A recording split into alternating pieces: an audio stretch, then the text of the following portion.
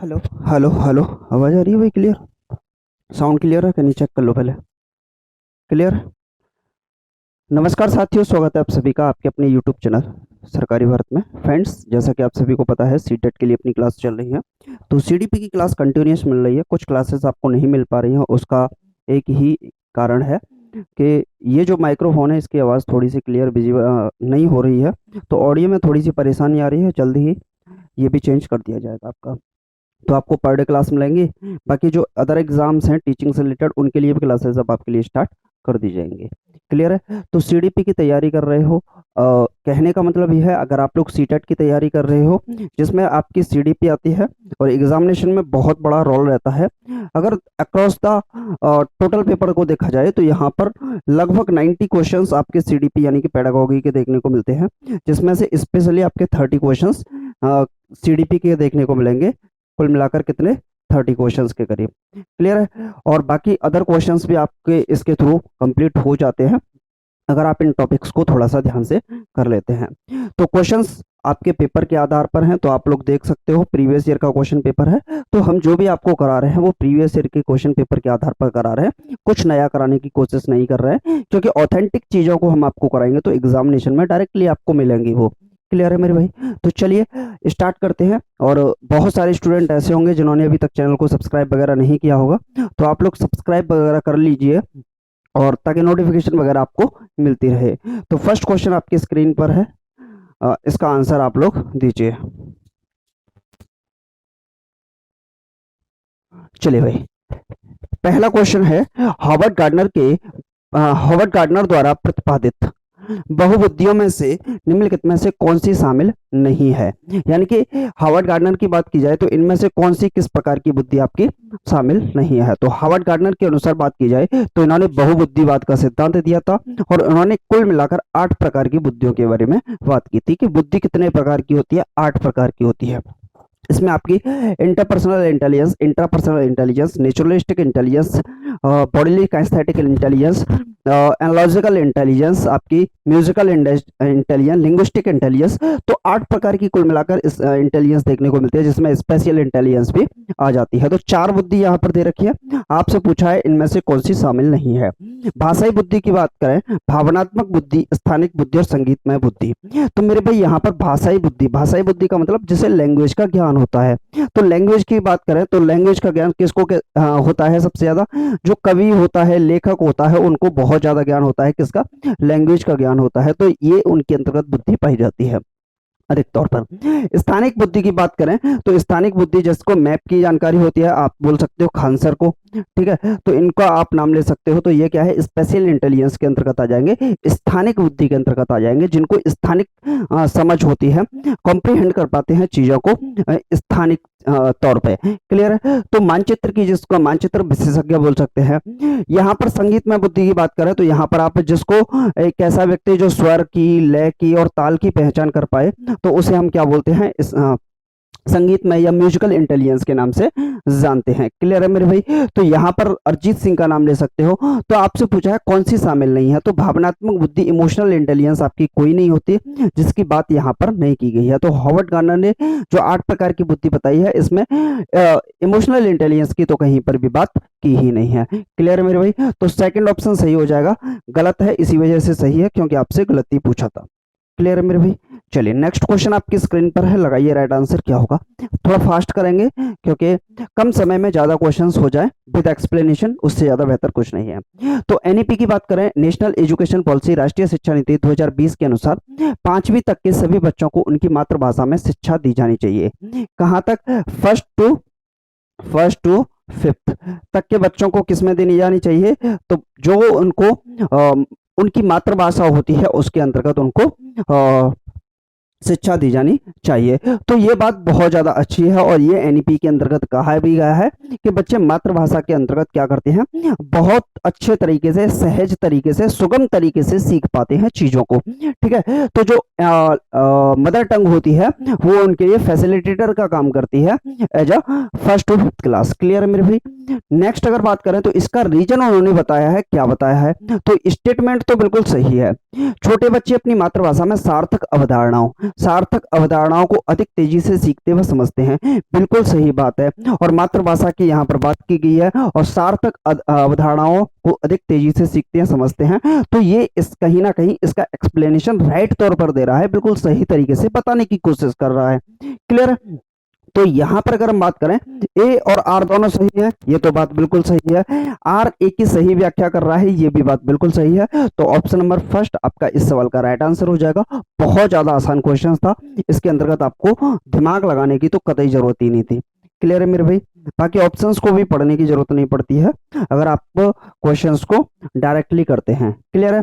अब जैसे ये क्वेश्चन आया, आप बोलोगे सर बिना पढ़े ही आप इन क्वेश्चन का आंसर दे सकते हो, तो वो भी संभव है। सीटेट ऐसे हमें बताता है कि उन्हें आप बिना पढ़े भी उत्तर दे सकते हो। तो देखिए यहाँ पर नहीं करनी चाहिए, समूह बनाने की बात की गई है, ठीक है, और यहाँ पर बढ़ावा देने की बात की गई है जेंडर विशिष्टता की, तो इसका मतलब ये वाला आंसर हो ही नहीं सकते। चलिए पढ़ लेते हैं, पढ़ के देखते हैं। क्वेश्चन है, एक अध्यापक को विद्यार्थियों में प्रचलित जेंडर रूढ़िवादिताओं को किस प्रकार निपटना चाहिए। यानी कि जेंडर रूढ़िवादिता, इसको बोलते हैं जेंडर स्टेरियोटाइप्स। जो परंपराएं चली आ रही हैं, पूर्व परंपराएं चली आ रही हैं, 100 सालों से, हजारों सालों से जो परंपराएं चली आ रही हैं, लेकिन समय के साथ उनमें कोई भी छिड़कानी नहीं की है, कोई परिवर्तन नहीं किया है, तो वो आवश्यक भी होता है।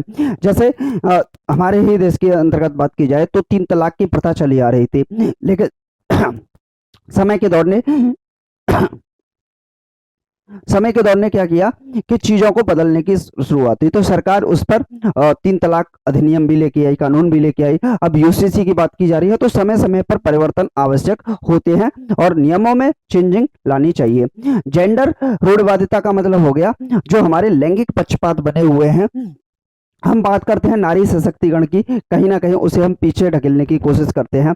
आप बोल सकते हो क्रिकेट लड़कियां नहीं खेलेंगी, लड़के क्रिकेट खेलेंगे, तो ये एक स्टेरियोटाइप्स बना हुआ है। लड़कियां घर का काम करेंगी, लड़के बाहर का काम करेंगे, तो ये एक अपने आप में स्टेरियोटाइप बना हुआ है जो हमारे समाज के द्वारा बनाया हुआ है। समाज के द्वारा ये निर्मित संरचना होती है, ये हमारे द्वारा नहीं बनाई गई होती है। क्लियर है मेरे भाई? तो ये बात होगी। तो इससे हमें कैसे निपट सकते हैं? तो विद्यार्थियों में जेंडर विशिष्ट भूमिकाओं को बढ़ावा देना चाहिए। आप जेंडर विशिष्ट भूमिकाओं को जेंडर स्पेसिफिक है उसको अगर आप बढ़ावा दे रहे हैं, प्रमोट करने की बात कर रहे हैं, तो कहीं ना कहीं आप और ज्यादा उनको बढ़ावा देने की कोशिश कर रहे हो। परंपराओं को, ऐसी परंपराएं जो प्रचलित हैं, कुरीतियां हैं जो प्रचलित हैं, चली आ रही हैं, आप उन्हें बढ़ाने की बात कर रहे हो, न कि निपटाने की बात कर रहे हो। क्लियर है? वास्तविक जीवन से संबंधित ऐसे उदाहरण प्रस्तुत करने चाहिए जो रूढ़िवादों को चुनौती दें। बिल्कुल सही बात है, आप ऐसे एक्सप्लेनेशन दीजिए। अब बोलोगे सर आप ऐसे एक्सप्लेनेशन कैसे देख सकते हो, तो आप बोलो कि क्रिकेट लड़कियां नहीं खेलेंगी, लड़के ही खेलेंगे, तो आप स्मृति मंदाना का आप एग्जांपल उठा सकते हो कि देखो स्मृति मंदाना भी तो खिलाड़ी हैं, इंडियन क्रिकेट टीम में बहुत बड़ा नाम रोशन कर रही हैं। ठीक है, मिताली राज का नाम ले सकते हो, और अगर आप अदर भी जो खेल हैं उनके अंतर्गत भी नाम ले सकते हो। आईपीएस आईएएस की रैंक में जैसे आईपीएस किरण बेदी का नाम ले सकते हो। तो कहीं ना कहीं आप इनको चुनौती दे सकते हो, आप अपने जो आपके परिवेश है उनमें ढूंढ ढूंढ कर। क्लियर है मेरे भाई? तो ये बात तो बिल्कुल सही है। विद्यार्थियों को एक समान जेंडर आधारित समूह बनाने चाहिए। अगर आप ऐसा कर रहे हो तो कहीं ना कहीं लेवलिंग की बात कर रहे हो, रैंकिंग की बात कर रहे हो, डिस्क्रिमिनेशन की बात कर रहे हो, पृथकीकरण की बात कर रहे हो, क्लासिफिकेशन की कहीं ना कहीं आप लोग बात कर रहे हो, जो कि सही नहीं है। कक्षा में जेंडर आधारित मुद्दों पर बात नहीं करनी चाहिए। आप कैसे कह सकते हो बात नहीं करनी चाहिए? बात जरूरी है। ऐसा नहीं है कि बायोलॉजी का टीचर है और वह बायोलॉजी ना पढ़ाए।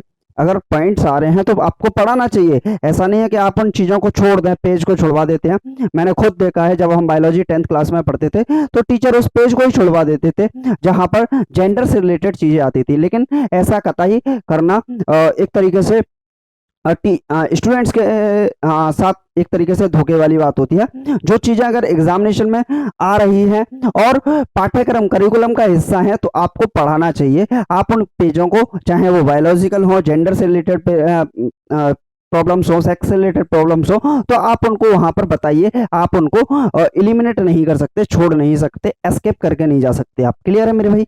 तो ये तो बात बिल्कुल गलत होगी। तो आप चुनौती सिर्फ वास्तविक जीवन से संबंधित ऐसे उदाहरण प्रस्तुत करने चाहिए जो रूढ़ बातों को चुनौती दें। ये बात सही होगी आपकी। क्लियर है मेरे भाई? चलिए नेक्स्ट क्वेश्चन देख लेते हैं। नेक्स्ट क्वेश्चन आपकी स्क्रीन पर है, हिंदी इंग्लिश वाले दोनों ही आंसर देंगे, देखते हैं कौन स्टूडेंट इसका आंसर लगाता है।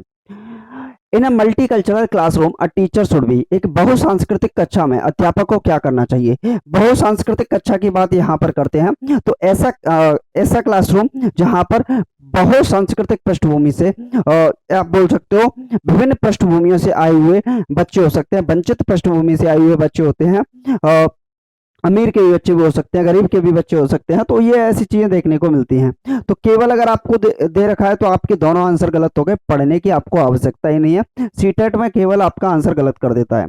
प्रबल समूह की सांस्कृतिक प्रथाओं को नकारात्मक प्रस्तुति करना चाहिए, आप नकारात्मक ना करके सकारात्मक प्रस्तुति करिए कहीं ना कहीं, तो वो ठीक होगा। बाकी आपको पढ़ने की आवश्यकता नहीं है। फोर्थ ऑप्शन आप लगा भी सकते हैं, फिर भी हम पढ़ लेते हैं। क्या है? विद्यार्थियों के सामाजिक सांस्कृतिक अनुभव के संदर्भ में उनकी व्यक्तिगत विभिन्नताओं का सम्मान करना चाहिए। आप क्या करोगे? विद्यार्थी जो स्टूडेंट्स हैं उनकी इंडिविजुअल जो डिफरेंसेस हैं उनका आप सम्मान करेंगे। ऐसा नहीं है कि एक बच्चा अगर वंचित पृष्ठभूमि से आया हुआ बच्चा है तो आप उसे छोड़ दें कि आप नहीं पढ़ सकते, आप अंत में बैठिए, आप ऐसा नहीं कर सकते। आप उनके अंदर क्लासिफिकेशन या डिस्क्रिमिनेशन की भावना नहीं पैदा कर सकते। क्लियर है मेरे भाई? तो फोर्थ ऑप्शन इस सवाल का राइट आंसर हो जाएगा। बहुत आसान सवाल था, इसमें थोड़ा सा टाइम लेने की इतनी जरूरत भी नहीं थी। चलिए नेक्स्ट क्वेश्चन, इंग्लिश वाले इंग्लिश में, हिंदी वाले हिंदी में अपना आंसर छापेंगे। क्लियर है मेरे भाई? कोई बोल रहा है भाई एक क्वेश्चन सर आप देते हो हमें करने के लिए, वो भी तो दीजिए। देंगे भाई।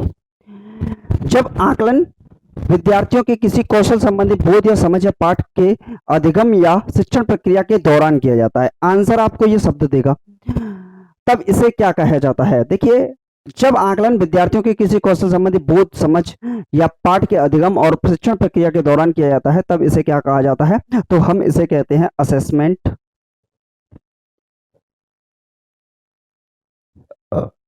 Assessment for learning. इसको क्या कहा जाता है? असेसमेंट फॉर लर्निंग कहा जाता है, यानी कि, और इसे कहते हैं असेसमेंट ऑफ लर्निंग। क्या कहते हैं मेरे भाई?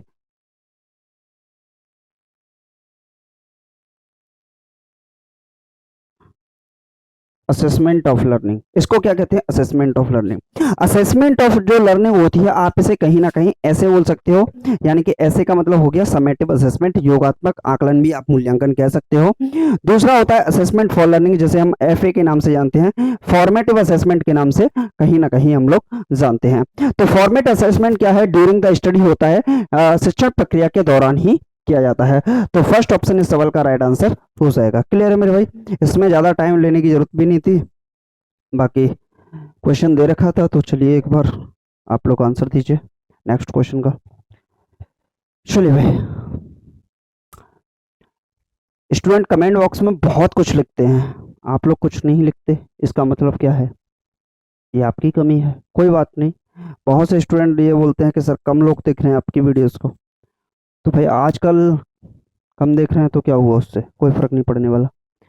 सभी विद्यार्थियों को उनकी योग्यताओं में भिन्नता होने के बावजूद उनके संभाव्य गुणों की प्राप्ति के लिए अवसर प्रदान करना किस प्रकार की कक्षा का मुख्य उद्देश्य है? Providing opportunities to all student for achieving their potential irrespective of variation in their abilities a key of objective of classroom.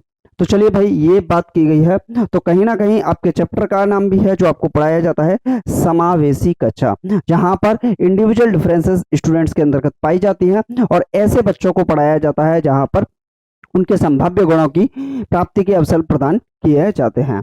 Clear है? इसको बताने की ज्यादा जरूरत भी नहीं है, क्योंकि बहुत ज्यादा मैं इसके बारे में पहले भी 3-4 बार एक्सप्लेनेशन दे चुका हूं। क्लियर है मेरे भाई? चलिए नेक्स्ट क्वेश्चन आपकी स्क्रीन पर है, लगाइए राइट आंसर। वंचित पृष्ठभूमि के बच्चों को संबोधित करने के लिए एक शिक्षक को क्या करना चाहिए? तो समावेशी शिक्षा, सभी को एक समान अवसर देने चाहिए, प्रयास करने चाहिए, उन्हें ढेर सारा लिखित कार्य काम देकर। तो आप अगर ऐसा कर रहे हैं तो आप बहुत ज़्यादा गलत काम कर रहे हैं। उन्हें कक्षा में अलग से बैठाएं तो ये भी गलत कर रहे हैं। उन्हें अनदेखा कर रहे हैं तो ये भी गलत कर रहे हैं। उनके संदर्भ के बारे में और जानने के लिए प्रयास करें और उन्हें कक्षा चर्चा में शामिल करें। ये आपका राइट आंसर हो जाएगा। आप डिस्कशन कराइए, आप इंगेजमेंट कराइए, कहीं ना कहीं ये बात बिल्कुल सही होगी। क्लियर है मेरे भाई? चलिए नेक्स्ट क्वेश्चन आपकी स्क्रीन पर है।